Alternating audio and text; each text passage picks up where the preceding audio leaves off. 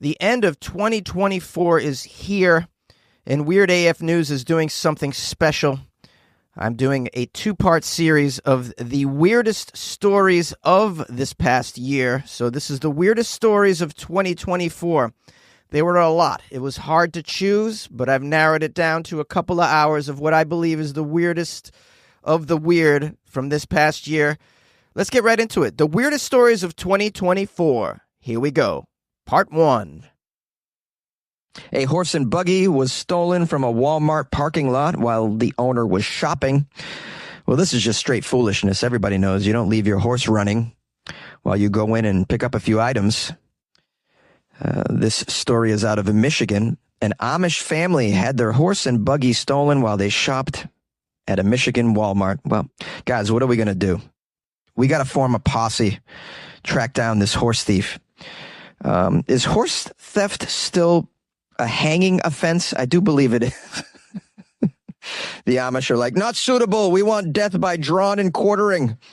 Now, the theft of this buggy and the horse took place on Saturday at 5:30 p.m. in the town of Sturgis, Michigan, which is about 100 miles south of Grand Rapids. The Sturgis Police Department were called to the Walmart. Called to the Walmart? How did the Amish call the police? They sent a carrier pigeon. Hey, Sergeant, we got a pigeon at the door here. Oh, it's a pigeon? Bring it in here. Yeah, it looks like it's got a little note tied to its foot. What's it say? Please come quick. Our horse and buggy was stolen. Meet us at the Walmart on 1500 South Centerville Road. The report was a stolen Amish buggy and horse from the Walmart parking lot. According to the statement from the Department of Public Safety, quote, a truck driver parked in the Walmart lot had seen a female steal the horse and buggy. The individual gave police a description of the female subject. Well, that's simple. They just got to track down this horse and buggy. Do they have OnStar for the horse and buggy? I'd love to see this police chase. I'm guessing they'll catch up to her real quick. It says, as it turns out, police had already made contact with the 31-year-old female suspect earlier in the day at the same Walmart, though officials did not elaborate on why they had spoken to her or what the reason behind the contact was. She's been trying to steal vehicles out of the Walmart, but she couldn't get into a car. Those are often locked, and they have these things called windows, something that I believe you won't really find in all buggies. So, there's a lot of barriers to keeping your buggy safe and beyond theft, it would seem. I mean, anybody who knows how to jump on and go, yeah, could probably just take off with your vehicle, it would seem. I think I could steal a horse and buggy, and I've never tried, but it'd be a lot easier than, stealing a Toyota, I think. Now, I would love to find out if this woman was a member of the Quaker organization or the Mennonites, perhaps. They have ongoing feuds, the Quakers, Mennonites, and Amish. They're all battling to see who can resist iPhones the longest, I think. It'd be crazy if she was an Amish, yeah? I mean, crime's really out of control when it's Amish on Amish crime, I would say. Now, it says here, police eventually found the stolen horse and buggy, thankfully. Is the horse okay? I just really want to know if the horse is okay. They found the horse and buggy the same evening and were able to find the alleged unnamed suspect at a nearby motel where she was arrested without incident, it says. The horse was returned to the family along with their buggy following the incident, and the police say that the animal was unharmed during the ordeal. Wonderful. I would hate to hear that the horse was harmed during the getaway. I still have some questions. Why? I wasn't aware that the Amish shopped at Walmart. I'm wondering what they go there for, like neckbeard oil, this sort of thing. Be funny to find out that the Amish were using microwaves and whatnot. Maybe they really like flaming hot Cheetos. They're like, gotta get the flaming hot Cheetos. They just take a list from all the other Amish. We're going to the Walmart. Tell me what you want. Ezekiel, what is with this request for a PlayStation? How are we going to use it? We don't own TVs around here. Yay! A Florida lawmaker says you should be able to kill the bears, especially the ones that are on crack. This Florida lawmaker is very concerned with the wildlife on substances, should be more concerned with the citizens in your state that seem to be on substances, although I'd imagine a lot of the lawmakers are also on crack as well. It's probably a requirement to get the gig. let's get into the details. A Florida lawmaker is seeking looser regulations on the killing of wildlife. This lawmaker is claiming that black bears high on crack are breaking into people's homes and tearing them apart. That can't be true. I don't think there's bears in Florida that are high on crack. I did come across a story a few years ago of meth gators, so I think that's a real situation. I think this guy thought Cocaine Bear was a documentary and not a feature film. This wild allegation came from Republican State Congressman Jason Schoaf, whose biography reveals that he has a passion for hunting. This is pretty bizarre, it says, by the already unorthodox standards of Florida, which in recent times has boasted cocaine sharks and herpes-ridden monkeys. Now, according to this Republican congressman, here's a quote. He says, "We're talking about the bears that are on crack, and they break your door down, and they're standing in your living room growling and tearing your house apart." He actually said that at a meeting as he discussed House Bill number 87, which would remove most penalties for killing bears without authorization. This congressman is very concerned about you defending yourself against bears that are somehow on crack. I don't even know how a bear can be on crack without opposable thumbs. Lighting a crack pipe, I'd imagine, is pretty difficult. But maybe the bears get assistance from the iguanas in the area. I don't know. We have another further quote from this maniac. "When you run into one of these crack bears, you should be able to shoot it, period. You shouldn't have to pause or be afraid that you're going to get arrested or harassed or even pay fines. That's just crazy. You should be able to stand your ground against these crack bears." Now, it says here, despite there being 0 documented incidents of any black bears in Florida on crack, the colleagues appeared to be swayed by this person's argument and advanced the bill on party lines for a full House hearing. They all agreed. "Yeah, he makes a good point. You know, if there's a bear on crack in your house or on your property, I guess you should be able to shoot it. Yeah, let's move forward with this." Meanwhile, the state is just completely crumbling in every other area. But no. Let's pass these laws. I'm amazed. I'm completely amazed. It says here that this congressman did not return a request for any clarification. Yeah, why get clarification? "Yeah, I don't know. I'm saying you should be able to shoot these black bears, black people, whatever. Anything black that you feel threatened by, you should be able to shoot, is what I think." It does say that there's some opponents to the bill. Wow, I'm surprised. Good. There should be opponents to the bill. Insane ideas. Opponents say this bill will allow people to kill bears even if no threat exists, then argue self-defense because there was no authority to investigate. Well, I mean, you could always make the bears pee in a cup before you shoot them. Yeah, excuse me. Could I just need to have you? We have to do a drug test on you to see if you're on crack while you're mauling me. I love how the opponents say, "No, wait a minute. This will allow you to kill bears even if no threat exists." And no one's like, "Hey, let's talk about the fact that he's claiming bears are on crack. Let's talk about that for a minute." Let's talk about the fact that somebody is making huge decisions in the state here that also believes that bears can smoke crack somehow. How about we table the issue of a maniac in Congress? No one seems to be concerned about that.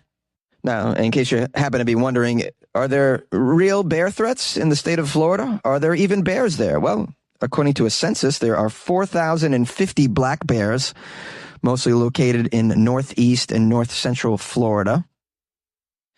It also says here there's only been 3 recorded incidents of actual physical contact between black bears and humans in 2023. Despite his promotion of this bill, this Florida lawmaker maintained that he has nothing against black bears. He says, "We love bears. I love bears. Bears are cute and cuddly and an amazing creature." Now, what I'm talking about is those nuisance bears. These bears that have become conditioned to coming into people's homes and such.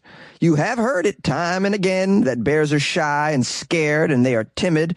They stay that way. That's true. But those aren't the bears we're talking about in this bill.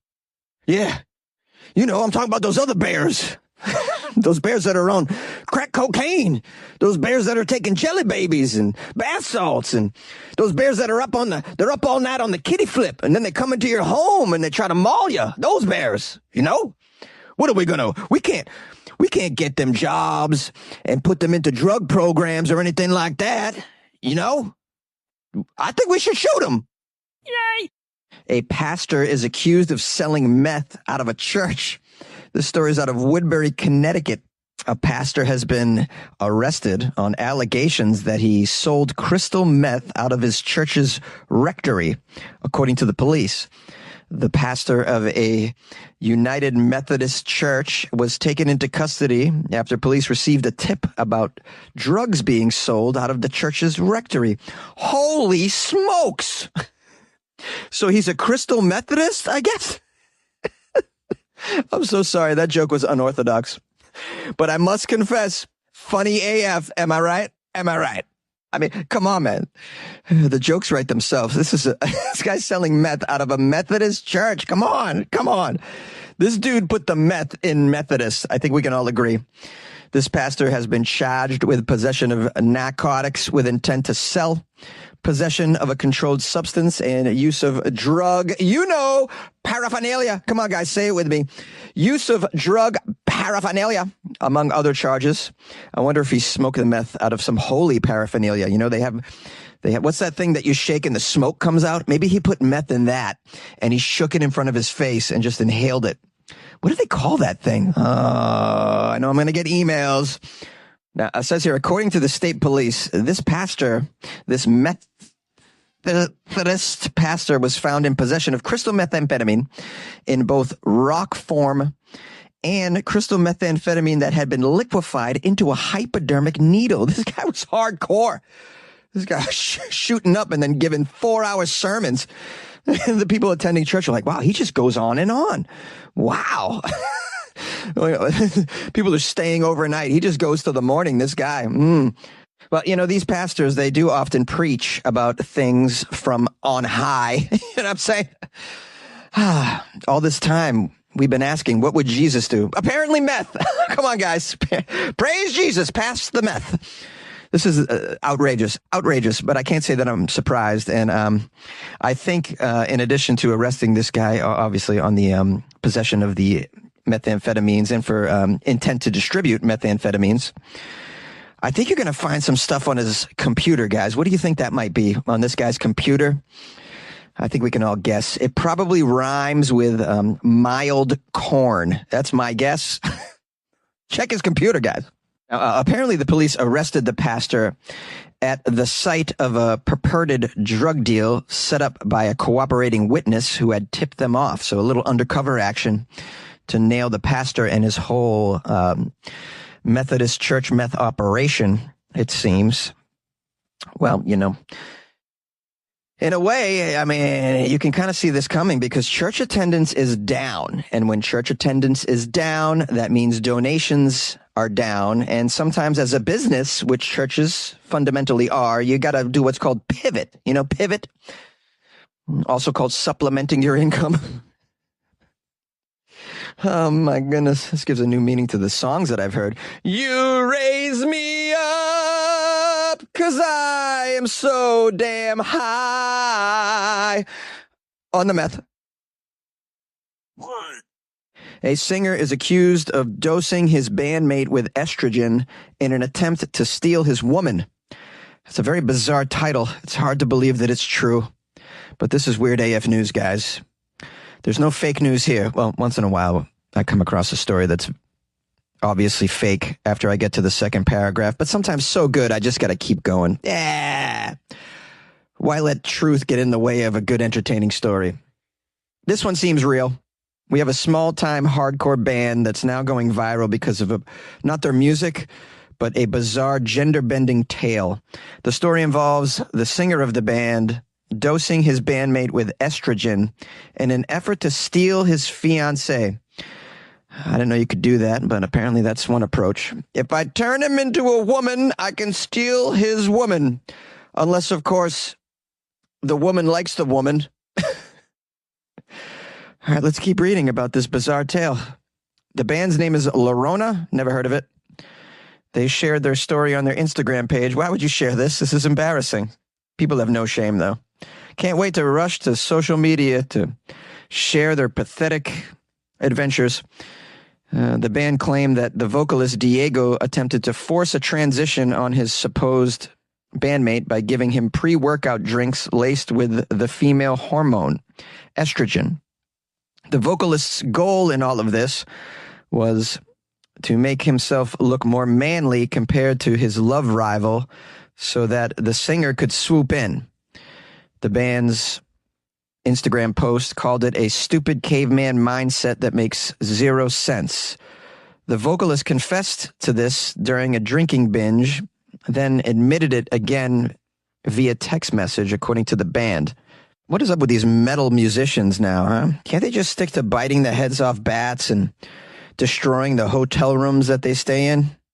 That was what they did back in my day. Now they're doing some sort of covert estrogen operations. This one was called Operation Man, I Feel Like a Woman. Now. This guy's approach, so stupid.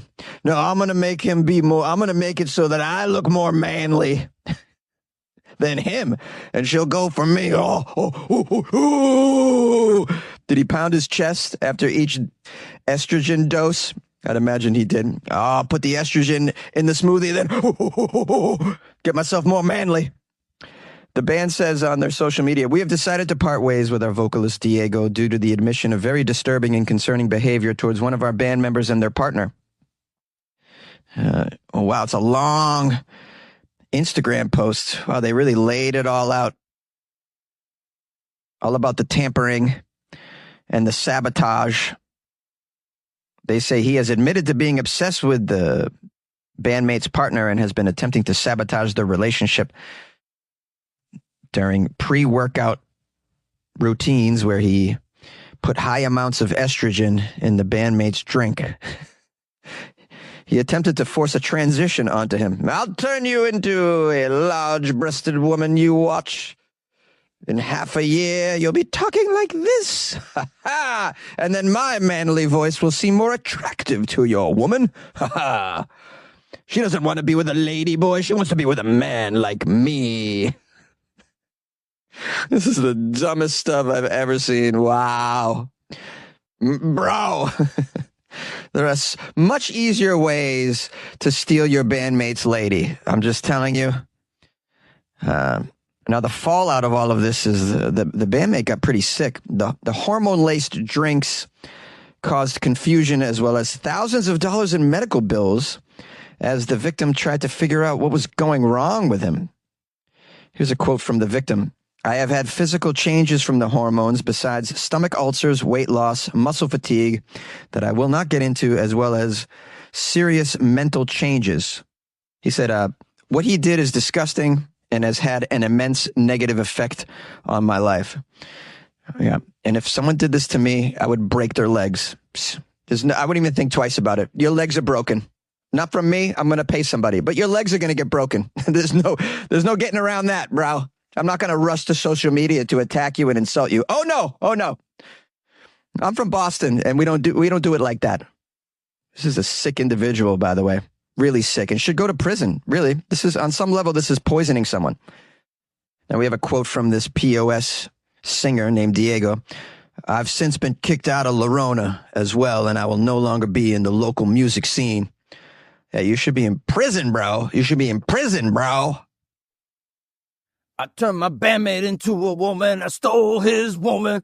Bandmate into a woman. I stole his woman. Turned my bandmate into a woman. I stole his woman. Bandmate into a woman. I stole his woman. Put the estrogen in his drink. Then we went to the gym. Watching him do those bench press. watching his breasts get big. But it's not just from the bench press. I put something in that drink. Turned my bandmate into a woman. I stole his woman. Turned my bandmate into a woman. I stole his woman. Bandmate into a woman. I stole his woman. Turned my bandmate into a woman. I stole his woman. Yeah. Stole his woman. 'Cause he's got breasts now.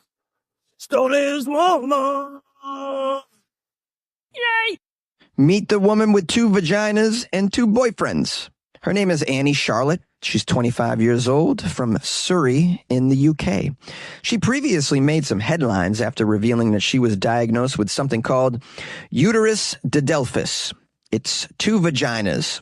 This is a medical phenomenon, which means, incredibly, this young woman, who happens to be a model, could conceive 2 babies with 2 different men at the same time.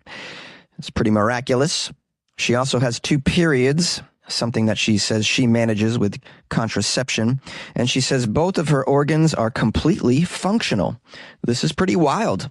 I'm looking at a photo of Annie, and she's quite lovely. There is no photo of her vagina. And I do have some questions. I'm curious if it's a side-by-side vagina. Is it a double barrel, or is it one over the other? I guess I'll have to just imagine it.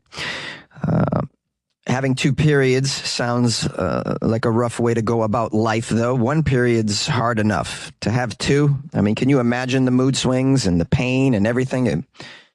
And probably a lot messier, I'd imagine. Twice as messy, probably. But we don't have to go into that. It says here, after her long-term relationship ended last year, Annie has gone on to meet 2 new men. Oh, good for her. She claims she isn't cheating because they each have use of 1 designated vagina. Hold on.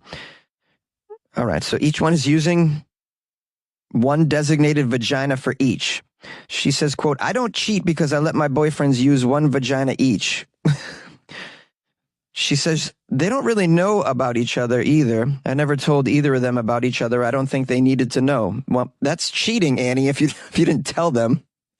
Whether they've been pushed into 1 vagina or not, if they don't know about it, I would say that's cheating. Okay, that's odd. This woman's got problems, it seems. She says they both have their own vagina, so they only have sex with that one. Well, how did you pull that off anyways? Hey, hun, why are you always making me use the left vagina? Because the left is right. What about the other vagina? I'd like to get to know the other one. No. I'm saving that one for marriage. Annie has been dating one of the men for 4 months and the second for 2 months. She says, I started dating only recently. I got my first boyfriend last year and then just kind of enjoyed that until it fizzled out, and then started dating 2 new people. It was casual at first, but then we started hanging out more and more. It's actually kind of nice because they're both totally comfortable with making adult content with me and their vagina. All right. This is getting out of control. She got OnlyFans, clearly. I wonder if she has multiple OnlyFans accounts. She must. 1 for each vagina, I'd imagine. Probably making twice the money, though, so that's smart.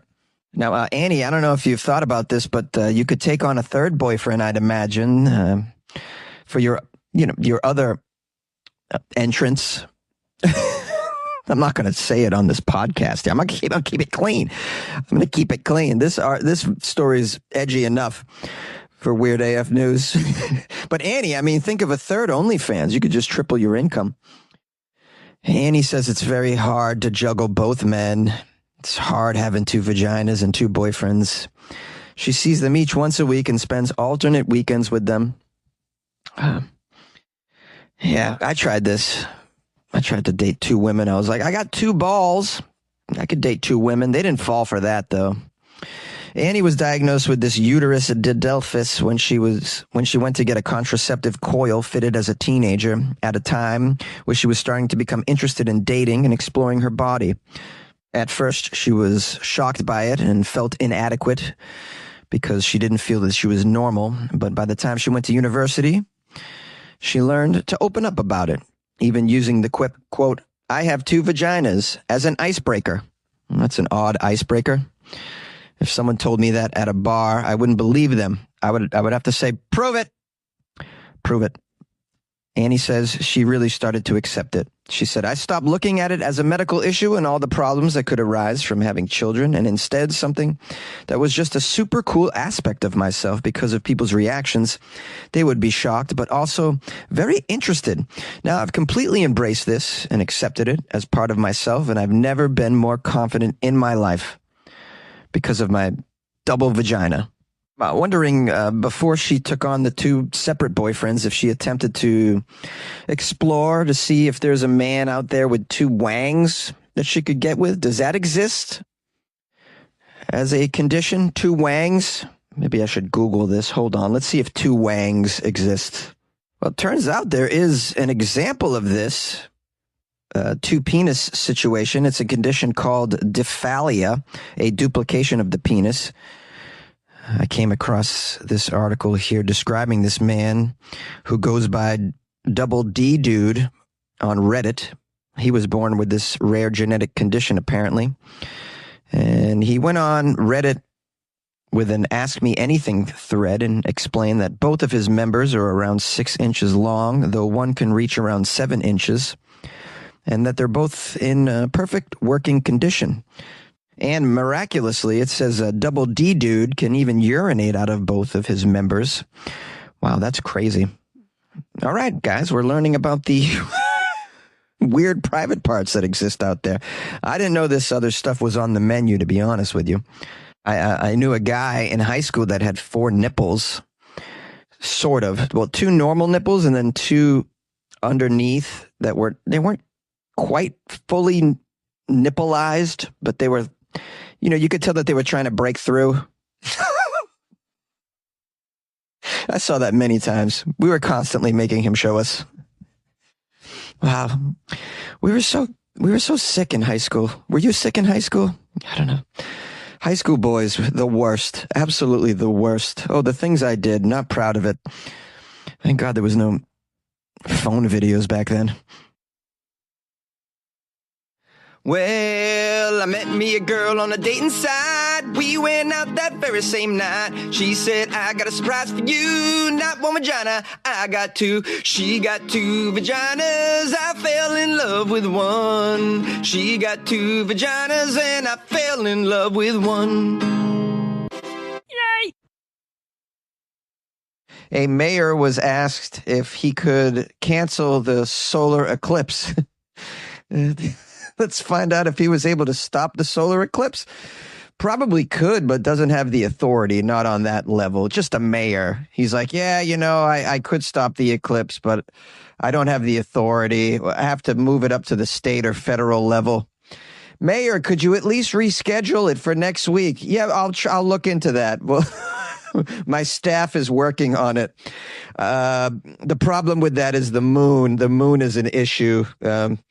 It's been scientifically proven that the moon is the reason why we have this eclipse. Perhaps we could blow up the moon, but I'll get back to you on that. I don't know if we have a moon blow up budget.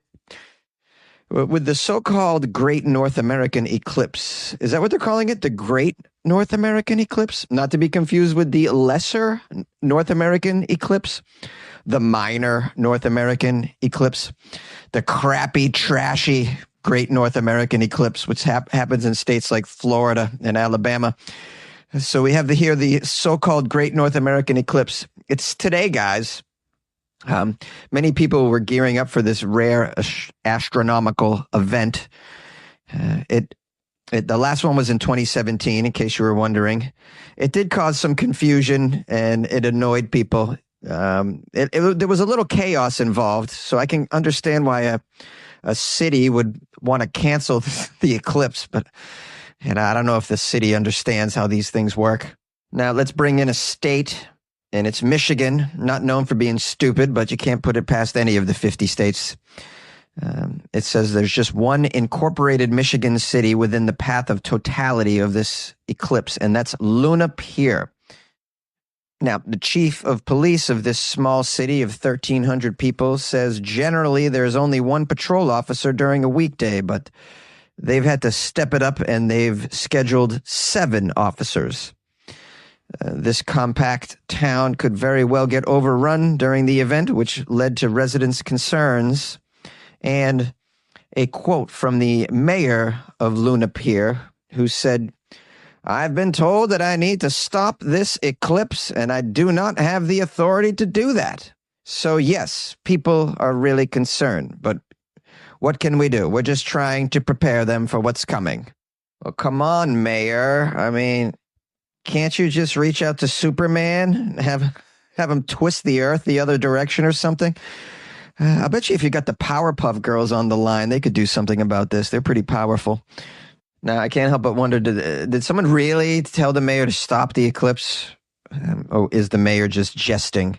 It sounds to me like we just have a wacky mayor on our hands who's just trying to be funny. And I like a good wacky mayor. You can let your mayors be wacky. They don't have that much responsibility. They're just the mayor, after all. So I guess for the community, what's next? They're going to have to organize a march to bring awareness to this eclipse. And maybe on a major roadway, block some traffic, have some signs made. Just bringing awareness to the eclipse and the need to stop it in time. But then, of course, you're going to have a counter movement. The counter movement's probably going to move in, probably call themselves All Eclipses Matter. All eclipses matter. I'm just creating this fantasy in my head here. Hey, let's tell these people in this town, hey, look at you guys, you don't have to look up. You don't. You could even take a nap, I suppose. A woman claims that God instructed her to shoot cars on the highway in Florida during the solar eclipse. Well, if you feel God in your heart, I think that's okay. But as soon as you start hearing God in your ears, maybe go see a doctor and turn in your gun. Let's find out what happened here on the highway. The Florida Highway Patrol troopers responded to a report of an active shooter in Holmes County, Florida. The suspect was reportedly a female who had recently checked out of a local hotel where she told the staff she was about to go on a shooting spree directed by God in relation to the solar eclipse. Let me get this straight. She told the hotel staff she's going out on a shooting spree. How was your stay at Hotel Paradise? Well, I have to say it was pretty good. I really liked the water pressure in the shower. Thumbs up on that. That body wash, what is that? What was in that? Bergamot? That smelled amazing. Yes, that was bergamot. And how will you be enjoying the rest of your day and vacation? Well, I'm about to go on the highway and do a shooting spree. God told me to. It's related to the solar eclipse, and it is necessary. We cut to God, who's going, no, Beatrice, I said it was a shopping spree, not shooting spree. Shopping spree, Beatrice. I can't stand it when my messages get all jumbled. The suspect was driving a purple Dodge Challenger with Georgia plates. Apparently, she entered Interstate 10 at the 112-mile marker and traveled westbound. Within 5 miles of entering the interstate, the suspect fired multiple shots into another vehicle traveling along the interstate, and she also struck the passing car multiple times with her car. So she's ramming her car into cars. She's shooting at cars. Let's find out what it has to do with the solar eclipse. I'm very curious about this. I mean, there is a lot of gods out there, and many of them I'm unaware of. Maybe there is some sort of god of solar eclipse highway shootouts. It says here, the driver that she struck with the bullets was hit by glass fragments from the window, and one of the bullets grazed the individual's arm. However, the man was able to steer his vehicle onto the shoulder of the road away from the suspect. Continuing westbound on the highway. Okay, let's keep going with the with the lady who's under the instruction of God. The suspect then shot at another vehicle near the 107-mile marker. So 5 miles later, hitting the driver in the neck. She hit the guy in the neck while driving. The victim was taken to a nearby hospital and is currently receiving treatment. Oh, I hope this person's all right. He gets shot in the neck. Poor person. Now, thankfully, the Florida Highway Patrol located and pulled over the suspect near the 96-mile marker, so 10 miles following the second victim. and conducted a felony traffic stop. After the suspect was taken into custody, police recovered an AR-15 and a 9mm handgun within the purple Challenger. The suspect was identified as Talon Nichelle Celestine, 22 years old. 22! She was taken, only 22 years old, AR-15, blasting on the highway. Unbelievable. She was taken into custody without incident. She again maintained her story that God had instructed her to get on the highway and go on a shooting spree. If you read the Old Testament, this is kind of on brand for that God. I mean, maybe she was being honest. And really, if you think about it, most world religions are originally based on messages from beings that came down from the sky. Just some of those beings were very into testing the loyalty of humans in very twisted ways. Let's just be grateful that the original prophets that received the messages weren't a Florida man, or in this case, a Florida woman. And by the way, good for Florida for including women in their insanity. A fisherman who thought his friend was trying to feed him to Bigfoot is convicted of murder. The story's out of Oklahoma, where there is a gross lack of brain cells, unfortunately. They're out there believing in Bigfoot. They're murdering their friends over Bigfoot beliefs, it would seem. This man claimed he killed his friend because he believed the victim was summoning Bigfoot to murder him. So, I don't know, you could summon a Bigfoot. How do you summon a Bigfoot? Anybody know? Is there a mating call for Bigfoot? There probably is. It probably sounds like something like this. What do you think of that one? Is that a good, you think that's a good Bigfoot mating call? What about that one? How about just... That's more like a cat trying to get a hairball out of its throat. If you guys have a better Bigfoot mating call, please call the show and leave me a recording of that. I'm going to document this. I think it's important. 646-450-2012. We have here our guy, Larry Doyle Sanders, this moron who was found guilty by a judge. This was about a couple of weeks ago. I meant to cover this story because it's bizarre. It involves Bigfoot and people that believe in it. Jimmy Knighton was strangled to death. Jimmy was his friend. Oh, strangled him to death. Of all ways to go. Just get a strangled Jimmy Knighton while they were out fishing. Out fishing, him and Sanders. Knighton and Sanders out fishing. You go out fishing with Sanders. Yeah. You know he believes in Bigfoot, but you don't expect him to kill you over his Bigfoot beliefs. You just figure like, oh, I'm going to go fishing with Larry Doyle Sanders. You know, I know he believes in Bigfoot. He's probably going to, at a certain point during the fishing expedition, be like, quiet. I think I hear a Sasquatch. And then I'm gonna have to play along. I'm gonna be like, oh, Larry, all right, I'll listen. No, it's probably just a coyote or something else. And then, of course, when we're walking to the fishing area, he's going to stop. He's going to be like, oh, this looks like a Sasquatch footprint, a Bigfoot footprint. And I'm going to have to play along. Like, oh, yeah, Larry probably is. And then he's going to fiddle with some piles of poop with a stick. Be like, I think I see some Bigfoot poop. And then I'm going to have to play along.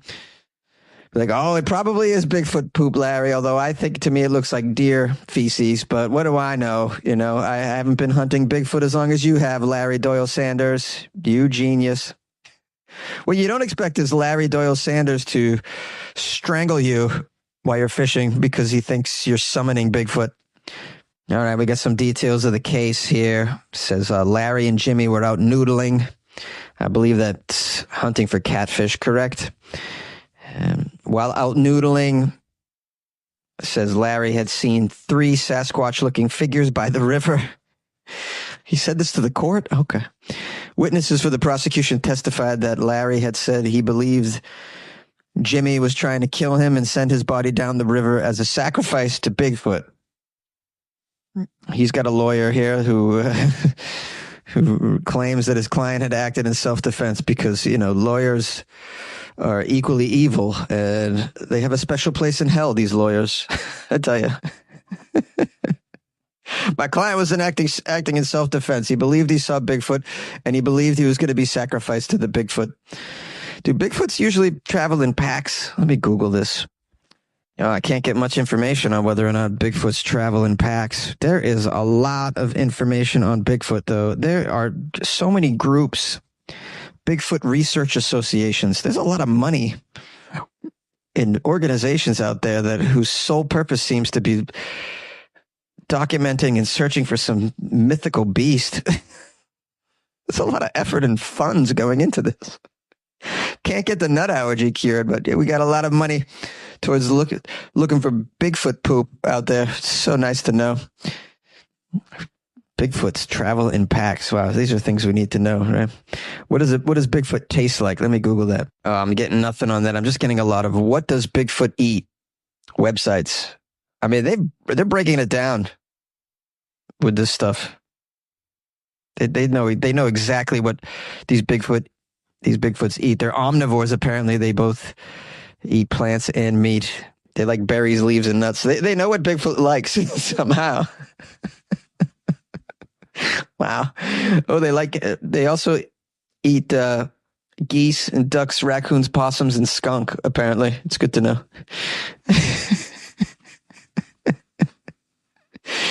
Oh, wow. A lot of stupidness out there in the world. Let's figure out what's going on with Larry and Jimmy. Oh, goodness, man. Imagine you find out your husband was murdered by a guy who thought he was going to sacrifice him to Bigfoots. This whole sacrifice to Bigfoots, too. Who's ever heard of that? All of it's so strange. They have a forensic psychiatrist testifying that Sanders was suffering from methamphetamine-induced psychosis and believed he was defending himself. There's methamphetamine involved. I mean, at that point, to even get a lawyer, I mean, you shouldn't be able to have a lawyer at that point because your defense of self-defense, that's just gone at that point. You know, it says Jimmy died following a fight during which Larry put him in a chokehold. Boy, oh boy, oh boy. His obituary for Jimmy says, Jimmy truly enjoyed anything and everything outdoors. He loved to fish, hunt game, ride four-wheelers, and most of all, drink his beer around a big bonfire. Jimmy never met a stranger and would give anyone the shirt off his back. He never met a stranger? He would give the shirt off his back. This Jimmy sounds like a great guy. He just loves to fish and drink beers. Just a simple guy.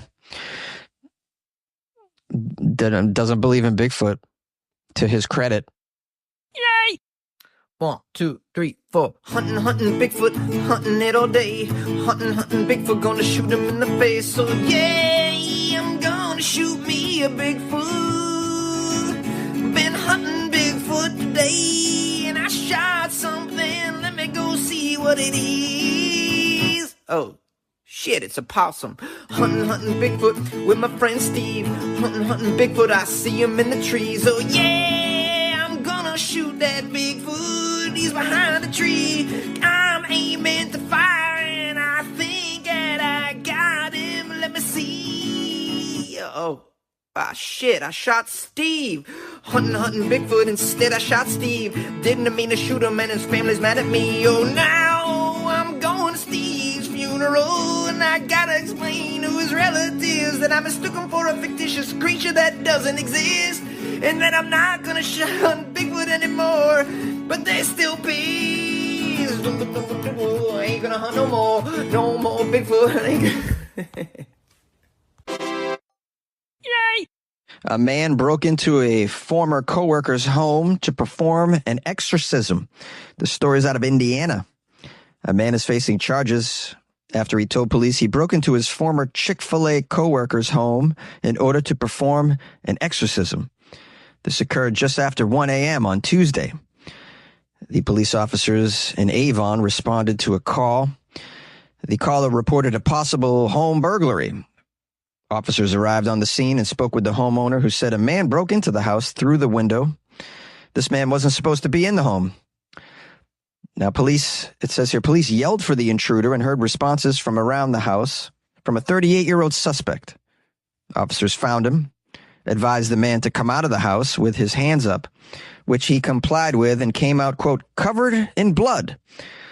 When the police asked why there was blood all over him, the man said, quote, "I had to break in that window. I have to do an exorcism here tonight." Oh boy, cool. So, he's got chores to do. He's got to perform an exorcism tonight. The man allegedly told the police he was trying to save a female who was upstairs in the house by performing an exorcism with a CD that he had brought. A CD? I love it. The greatest exorcist hits. You listen to the CD and I'm going to cure you. Hold on. The track 1. The power of Christ compels you. The power of Christ compels you. Is it working? Okay. Track 2. Be gone, Satan, be gone. Be gone, Satan, be gone. Leave her head, leave her body, leave this house right now. Is this working? How about track 8? I can't improvise anymore, guys. The man allegedly told the police, he gave the police the CD and said, "Play track number 3. That'll save her." Get in there, play track 3. Before her head starts to spin and her puke starts projectile shooting out of her mouth. Play track 3. It'd be funny if track 3 was that Barney song. I love you, you love me. Is that how it goes? Oh, I can't get over how good this is. It says here, police immediately detained the man. Yeah, good job, guys. This guy needs to be put in a straitjacket, I think. Let's keep reading. Let's find out if they went upstairs and played track 3. Track 3 is too legit to quit. Hey. Turns out that works in an exorcism. Who knew? Oh, wow. Okay. During the investigation, officers learned the homeowner has known the intruder since 2002, and they worked together at Chick-fil-A. Officers at the scene found blood throughout the house, and the CD was also covered in blood. The man was taken by medics to a local hospital where he was admitted due to his mental state. Now, a spokesperson with Chick-fil-A headquarters confirmed that the man hasn't worked for Chick-fil-A for 20 years. Did he even work with this person? It was 20 years ago? It does say he's known the intruder since 2002. They worked at Chick-fil-A. Just 20 years later. You know, that Carol acted weird that day. She's probably possessed. I think she's probably possessed. Let me see if I got her address in my old address book. I remember dropping her off after a shift. Oh, yeah. Let me get my Exorcist CD and get on over there. Gonna help her out. All right, this article has not enough information for my taste, so I've looked up another one. I need to know what's on the CD, and maybe I can get a copy of it. Okay, there's some other great quotes by this insane individual. Apparently, he told the officers, quote, "I lost my sunglasses." So he went to an exorcist with sunglasses. That's part of the exorcism. Sunglasses and a CD. You would think you would show up with you need a cross and holy water, right? And a priest, really. A priest is a professional. I don't know if an ordinary citizen can even perform an exorcism, but he's trying. The police asked why he was bleeding. He said, it's because I had to break into the house.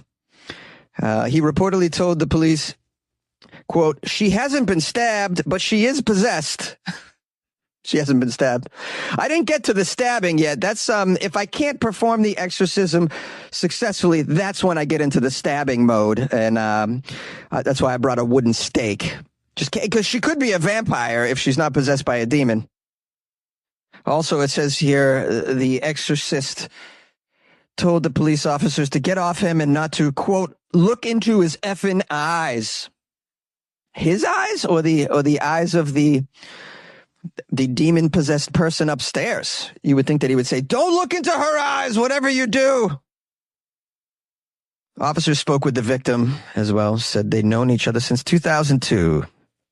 The victim said that they have since sent each other strange text messages about, quote, not listening to Spotify. It's very odd. This whole story is just bizarre. We're missing a lot of details here, including the tracks. I think the tracks are important. The tracks on that CD, man. Oh, my imagination's just going to keep going all day about that. I don't know about you. Yay! I love you. Good night. A zoo in China admits that their pandas aren't real pandas. In fact, they're dogs that are painted to look like pandas. We have here Chinese zoogoers are barking mad after learning the alleged pandas that they visited at the Shanwei Zoo were just dogs that were painted to look like the panda bears. Of all the places where you could probably easily get pandas, China, they can't even do it right. They're getting dogs and painting them. They're doing some panda cosplay. I think that's what you call that, right? This obviously caused some pandemonium by people that were pretty upset about it. They probably were asking for refunds on their tickets to the quote-unquote zoo. It says this deception was uncovered by some visitors after one of the so-called pandas started barking. They knew something was afoot when the panda chased a frisbee for the very first time in nature. Oh, man. Okay, so when one of the pandas started barking and panting like a dog. Yeah, that's another sign, tongue out panting. There's video footage of these painted pups, and I watched it, and they're pretty cute, I have to say. I kind of would rather go see the fake panda exhibit because the dogs are so adorable and it's funny. Don't stop at the pandas, just just have a whole fake zoo, get some horses and paint them to look like zebras, put a party hat on a coyote's nose and call it a skinny, hairy meth rhino. Come to our skinny, hairy meth rhino exhibit. Pass out some free cannabis before you go in. That sounds like an amazing zoo. I'm going to be honest with you. I'm down for the fake zoo. We'll just call it the cosplay zoo, or we'll just call it pets identifying as wildlife zoo. Did that come out right? All right. Okay, so the video footage which I watched, as I said, did I say that? Well, I'm saying that. I watched it. It was very funny. You can see the two puppy pandas roaming around and they have these curly tails that are clearly visible. Now, apparently at first the zoo tried to dance around these allegations, claiming that the obvious dogs were actually a certain breed of panda dogs. They were calling it, no, these are panda dogs, a special breed made in the laboratory of Dr. Moreau. Now, as zoogoers and other online individuals refuse to accept this claim about the panda dog breed, it's a fantasy breed. Have you checked out our unicorn exhibit? just a bunch of dogs with a horn duct taped to their face. Eventually, the zoo confessed the truth that they had just died two dogs that are called chow chows. This is a very fluffy dog breed that's very popular in China, apparently. It says here, unsurprisingly, duped visitors responded to the revelation by demanding their money back. This isn't the first time a zoo in China has tried to deceive visitors by swapping out pandas for made-up chow chows.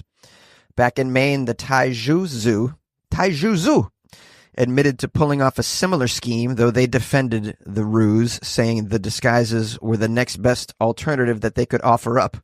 Again, you're in China. Can't you get a hold of a panda or two? Other countries are getting permits to receive pandas from China. I believe you have to apply or something, but you're right there, man. Can't you just get them? The panda is like the official symbol of the country, and they're native to China. I'm just very confused with this.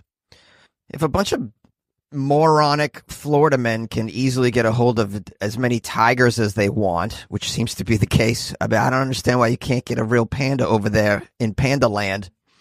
Now, some people online have written some humorous things about this. One person wrote, "This is the Temu version of a panda, I think." That's pretty funny. "It's a pan dog," another person wrote. Not quite as funny, but good. Some people were pretty offended by this. Obviously, everyone's easily offended these days. Someone wrote, "It's not funny at all to dye chow chow dogs to attract tourists. And by the way, their fragile skin and naturally thick coats make them susceptible to skin diseases. These poor dogs could get a skin disease." There's bigger problems here than a dog getting a skin disease. At what point are we going to crack down as a world on China's knockoff products. They completely ignore copyright. It doesn't even exist in China. They don't even recognize copyright at all. I've talked to people that do business over there. They've told me, no, we don't recognize copyright. We just take something, we bring it in, and we take it apart piece by piece, and then we hire a factory to make the same damn thing. I've heard of knockoff products being made at the same factory that makes the actual authentic product. In China, they don't care. They don't care. So there's bigger fish to fry here than a dog with some itchy skin.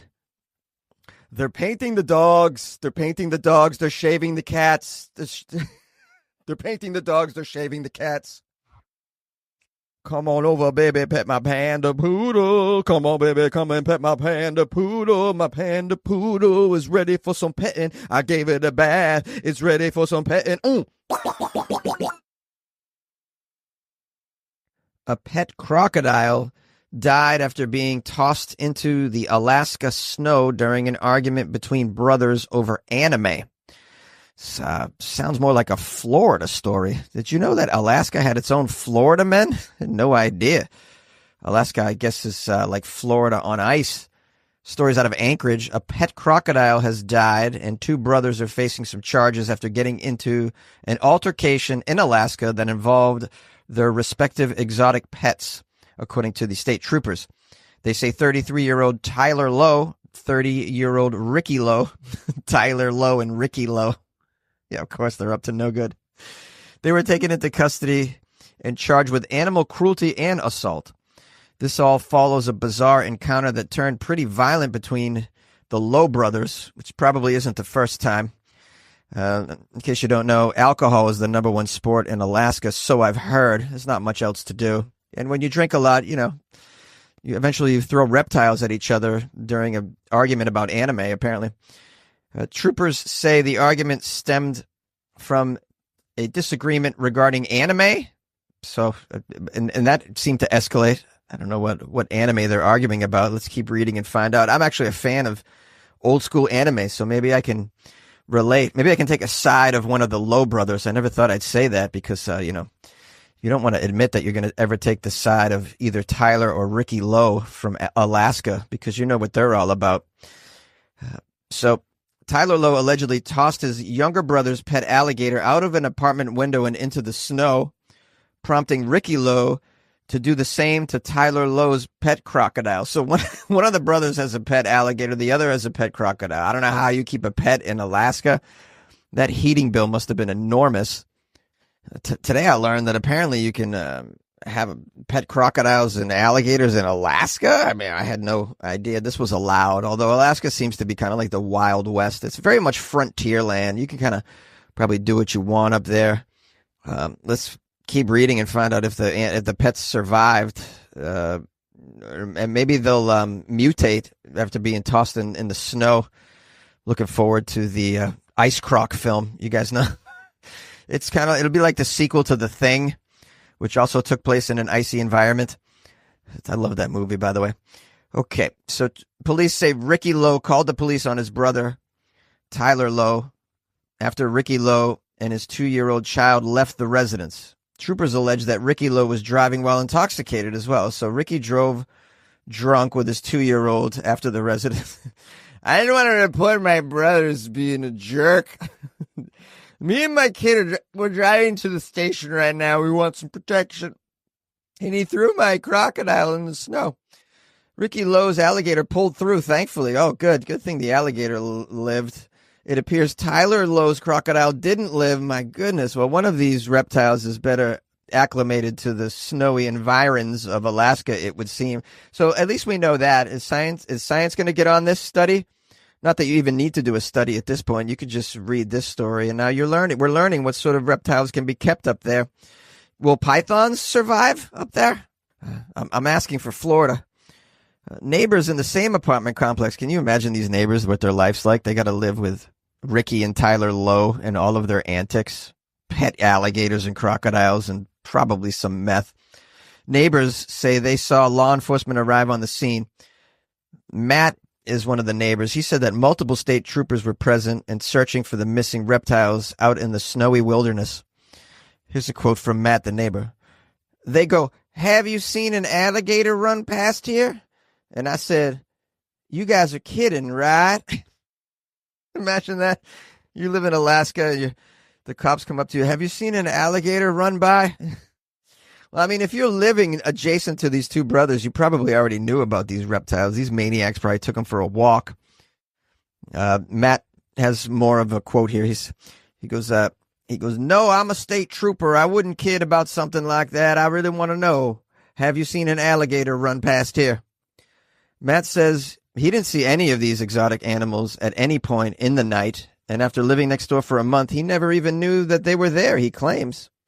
No, what's probably going on is he, like everybody else that lives in the building, is completely frightened of the Lowe brothers, Ricky and Tyler. You don't want to cross them. It says the police located and rescued the alligator, but were unable to locate the crocodile and suspect that it died from the cold exposure.